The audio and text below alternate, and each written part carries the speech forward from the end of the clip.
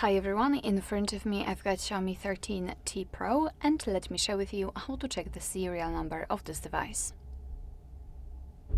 So let's start with the fastest way to check the serial number. We have to enter the secret code. In order to do that, we have to open the dialer, of course the keypad, and enter the code, which is *#06#.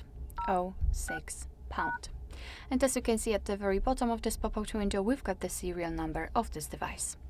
Let's tap on OK, and let me show you another way through the settings, which may be a little bit longer. However, it will be useful if for some reason the secret code won't work or you will forget about it. So let's enter the settings. Then we have to tap on About Phone, which is at the very top of the list. Let's scroll down, or maybe we do not really have to do that. Simply tap on Detailed Info and Specs and scroll down to tap on the status.